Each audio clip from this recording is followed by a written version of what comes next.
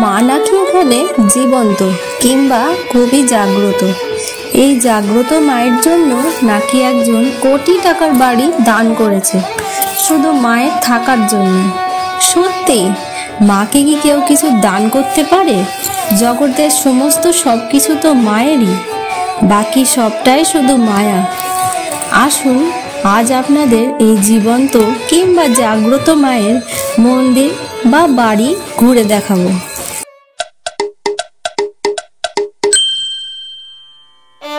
এখানে মায়ের মূর্তি বেদির নিচেই রয়েছে নবগ্রহের মূর্তি। মায়ের ঠিক বাম দিকে রয়েছে মা সরস্বতীর মূর্তি এবং তার সামনেই রয়েছেন রাধাকৃষ্ণ এবং গণেশ ও শিব পার্বতীর মূর্তি। আবার লক্ষ্মী নারায়ণের মূর্তিও রয়েছে। আর মায়ের ডান দিকে রয়েছেন শ্রী শ্রী জগন্নাথ দেব, মা সুভদ্রা ও শ্রী শ্রী বলভদ্র। আর রয়েছেন লাল পেড়ে রঙিন শাড়িতে মা। মায়ের সন্ধ্যারতির সময় প্রতিদিন সন্ধে 7টা। মন্দিরটি প্রতিদিন সকাল 7টায় খোলে ও দুপুর 1টায় বন্ধ হয়। আবার বিকেল 4টায় খোলে, আবার রাত্রির 8টায় বন্ধ হয়। প্রত্যেক দিন সন্ধ্যারতির পর ভক্তদের মায়ের ভোগও দেয়া হয়।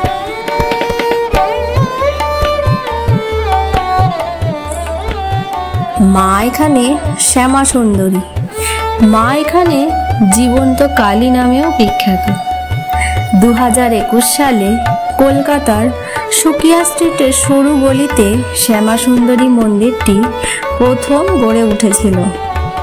কিন্তু এই কলিযুগে কিছু অসৎ ভক্তের কুকর্মের জন্য মাকে ভিটে ছাড়া হতে হয়েছিল। এই গোটা জগৎ সংসার যার দখলে, তাকে ভিটে ছাড়া করবে কে? তাই মা স্বয়ং এলেন এই মন্দিরে। স্বয়ং নিজের ব্যবস্থা যেন নিজেই করে নিলেন। স্বপ্নাদেশ পেয়ে কোটি টাকার সম্পত্তি মায়ের নামে করে দিলেন শ্রী শঙ্কর কুমার ঘোষ। এখানে বিশেষত মাকে চাল কলা দিয়ে ভক্তরা পুজো দেয়। কারণ এক অমাবস্যার দিনে পুরোহিত মায়ের জন্য বাজার করতে গেছিলেন। বাজার করতে গিয়ে সে দেখতে পেল একটি 5 বছরের বাচ্চা মেয়ে সবার কাছে ভিক্ষা চাইছে, শুধুমাত্র চাল আর কলা চাইছে, এই বলে যে তার খুব খিদে পেয়েছে। পুরোহিতের কাছেও বাচ্চা মেয়েটি ভিক্ষা চাইতে এলে পুরোহিত তাকে ধাক্কা মেরে ফেলে দেয় আর বলে, যা কাজ করে খা। এই মন্দিরে প্রত্যেক অমাবস্যায় অন্ধকারেই মায়ের পুজো করা হয়। কোনোরূপ বৈদ্যুতিক আলো জ্বলে না, শুধুমাত্র মায়ের সামনে একটি ঘিয়ের প্রদীপ জ্বলে। তো সেই অমাবস্যার রাতে পুরোহিত যখন পুজো করছে, তখন পুরোহিতের হঠাৎ মনে হলো যে সে মাকে যেন আর দেখতে পাচ্ছে না। পুরোহিত যখন ঘিয়ের প্রদীপটি মায়ের মুখের সামনে আনে, তখন সে দেখল যে সত্যিই তো মা নেই। এই দেখে পুরোহিত চমকে যায় এবং অজ্ঞান হয়ে যায়। সেই অজ্ঞান অবস্থায় মা তাকে আদেশ দিলেন যে চাল কলা দিয়েই তার পুজো করতে। তাই সেই থেকেই এই প্রথা চালু রয়েছে এই মন্দিরে।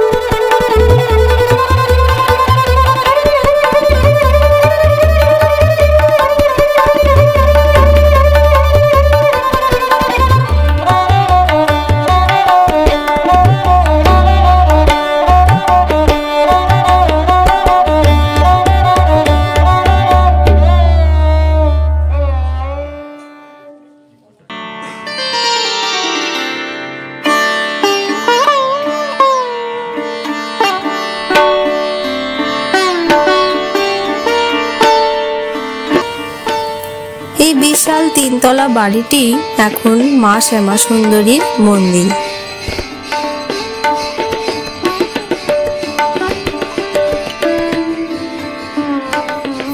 এই দিক দিয়ে মন্দিরে প্রবেশ করতে হবে, অবশ্যই জুতো বাইরে খুলে রেখে।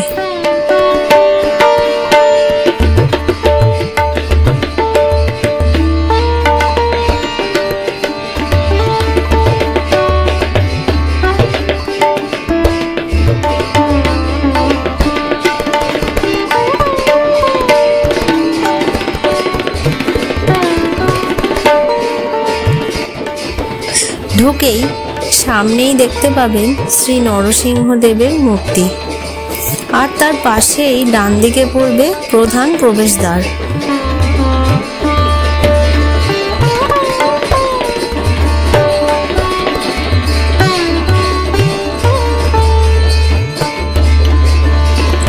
প্রবেশদ্বারের পর সামনে দেখতে পাবেন দেবাদিদেব মহাদেব। তবে এই মহাদেবের পাশে এইরকমভাবে ময়লা ফেলার ড্রাম রাখা রয়েছে, এটা দেখে আমার একটু খারাপই লাগলো। এইদিকে আরেকটি প্রবেশদ্বার রয়েছে। এই বাড়িটি যিনি দান করেছেন তার সম্বন্ধে কিছু কথা মন্দিরের সামনেই দেয়া ছিল। তো আসুন এবারে দেখে নিন মায়ের সন্ধ্যা আরতির কিছু অংশ, যা আপনাদের সামনে আমি তুলে ধরার চেষ্টা করেছি এইরূপ ভিড়ের মধ্যে। ভুল ত্রুটি ক্ষমা করে দেবেন।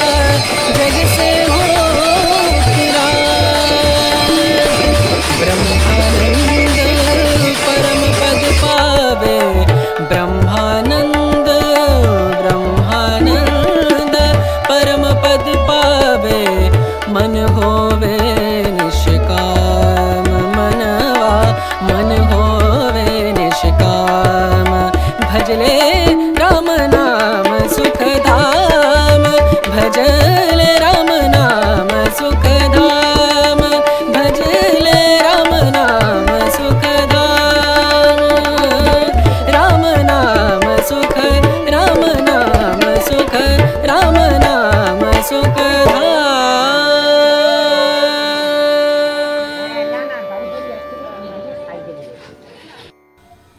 মুকুন্দপুর এম বাইপাসে নেমে খানিক রাস্তা ধরে হাঁটলে আপনার বাঁ হাতে পড়বে অভিদীপ্তা গেট নম্বর 1। এই অভিদীপ্তা গেট নম্বর 1 এর উল্টো দিকেই দেখতে পাবেন ইনস্টিটিউট অফ ম্যানেজমেন্ট স্টাডিজ। আর এই ইনস্টিটিউট অফ ম্যানেজমেন্ট স্টাডিজ এর গা ঘেঁষে যে রাস্তাটা রয়েছে, এই রাস্তা বা গলি দিয়ে 1 মিনিট কিংবা 2 মিনিট হাঁটলেই দেখতে পাবেন এই সদ্য নির্মিত মায়ের মন্দিরটা।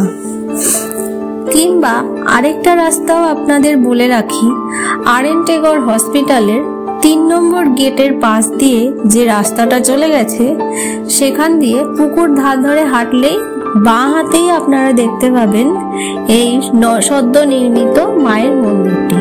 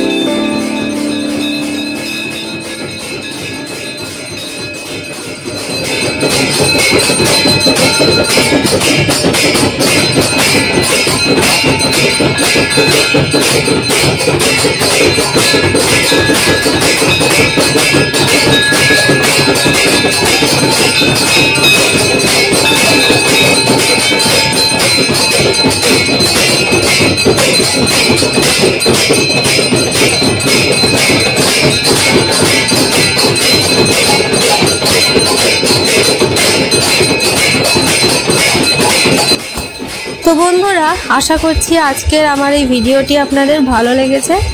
যদি ভালো লেগে থাকে তবে অবশ্যই আমার চ্যানেল ফুড অ্যান্ড ট্রাভেল ডায়েরিজকে সাবস্ক্রাইব করে আমার পাশে থাকবেন।